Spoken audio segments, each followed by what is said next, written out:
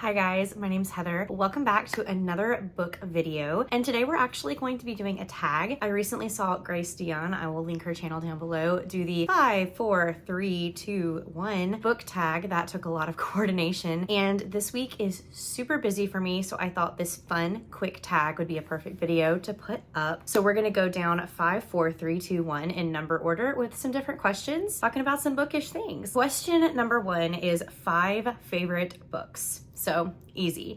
The first one that I'm going to tell you about is Remarkably Bright Creatures by Shelby Van Pelt. This is a charming story about a young man, an older woman, and an octopus, and the importance of connections in our lives. I laughed, I cried. It makes me so incredibly happy to just think about my listening experience with this book. The audiobook is fantastic, and I think if you want something heartwarming, poignant, nostalgic, hopeful, bittersweet, then this is the book for you. It's so good. Another favorite book is The Final Empire by Brandon Sanderson. Mistborn was my first Sanderson book to read. Like, the series was my first dabble into Sanderson, and this book got me through so much.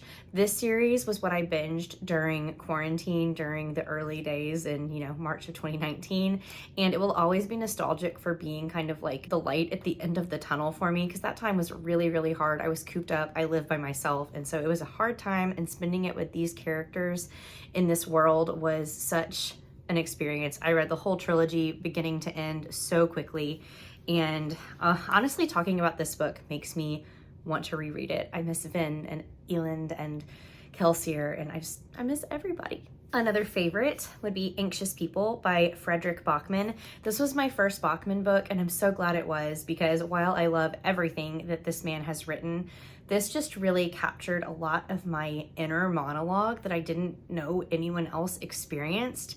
And another one, like, talking about it makes me want to reread it. This is a book about a hostage situation gone wrong, and again, about connections. You'll notice that anytime connections are a prominent theme in a book, it usually becomes a favorite, and Anxious People is no exception. We're also going to mention a romance here.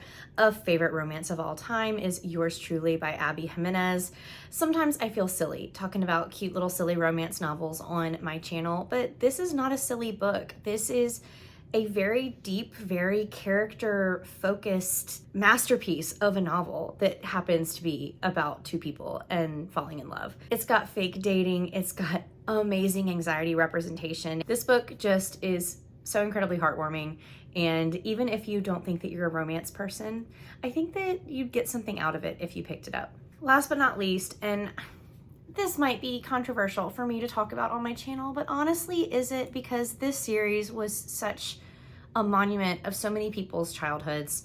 My copy is battered, it's torn up. This is actually the second copy I ever owned, and it's battered and torn up, and that is Harry Potter and the Order of the Phoenix. Guys, look, like, pages are ripped out.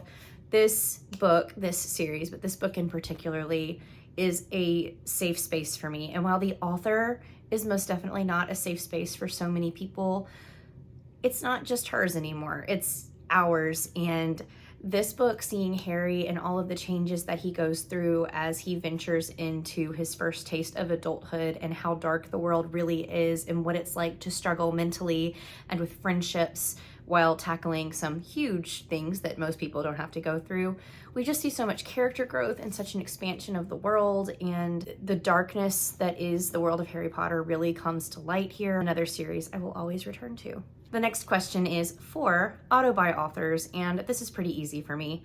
First of all, we've got Mr. Riley Sager. I love me some Riley Sager. I have read every book he's ever released, and while not every book has been a 5-star, I have greatly anticipated his releases every year, and I will continue to buy them and eat them like they are candy. Horrific, thrilling candy, but candy nonetheless. Secondly, we have Emily Henry, another author who I've read everything of, at least as far as her adult releases go. While Yours Truly is my favorite romance, I think Emily Henry is my favorite romance author. She definitely leans more into the literary side of writing romance. They're deep, they're heartfelt. Her people go through real things, and they're not fluffy. Her characters feel real. The banter is top-notch. The plot lines are complex. I just see myself in so much of what she writes, and they're so quotable and I can't wait for her next release coming soon. We've also got Miss Sarah J. Maas. What can I say? I've read everything this woman has released so far and will continue to read everything this woman has released. And last but not least, I'm going to mention Carissa Broadbent. She wrote us the War of Lost Hearts trilogy. She's written Serpent and the Wings of Night, and she has another one coming soon, and you best believe I have pre-ordered that sucker. She does fantasy romance like nobody else. They're dark, they're gritty, they're romantic, they're thrilling, they're spicy, and we're all here for it. Next question is 3 genres that you like to read. First of all, I wouldn't be me if I didn't say fantasy. Fantasy is my most read genre. It's the one that brings me the most joy, the most escapism. It makes me feel like I'm in another world, as it should. So I will always be a fantasy reader first and foremost. Next, we have mystery thriller, which I'm just gonna lump together. I have found so much joy in a fast popcorn thriller. I love trying to figure out the endings. I'm not one that's like, I'm just gonna let the ending happen to me. I like to play armchair detective, and a thriller is the perfect opportunity to do that. And last but not least, we're gonna say romance, because I can throw a little bit of romance into my fantasy, I can throw a little bit of romance into my literary fiction, or I can just read a fluffy romance novel and be all the happier for it. Next up, we have got 2 places that you like to read. While I can find myself reading anywhere, I think most of all you'll either find me in my bed with my weighted blanket, my heated blanket, my Snuggie, and my Kindle gooseneck stand attached to the headboard so I can just lay comatose and stare up at the digital e-reader and be in my own little slice of heaven. Or I'll say on my couch in my living room with the windows open, the spring air coming in, my cat's curled up beside me. It's very, very peaceful in there. So I love reading on my couch as well. And last up, we have a book that you would like to get to soon. And truthfully, I could put about 50 books in this spot, but one that me and some of my friends in Discord have been talking about a lot lately is The Tainted Cup by Robert Jackson Bennett. I have just been thrilled to open this book and dive into this world that I hear is pretty unlike anything else I've ever read.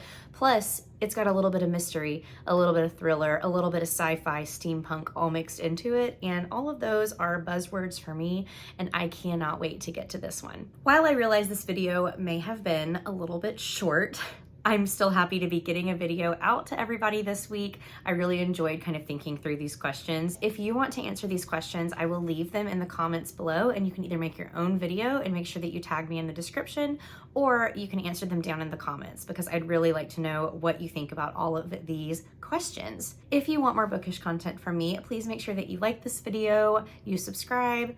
As always, my social media is linked down below, and I will chat with you guys soon. Bye guys.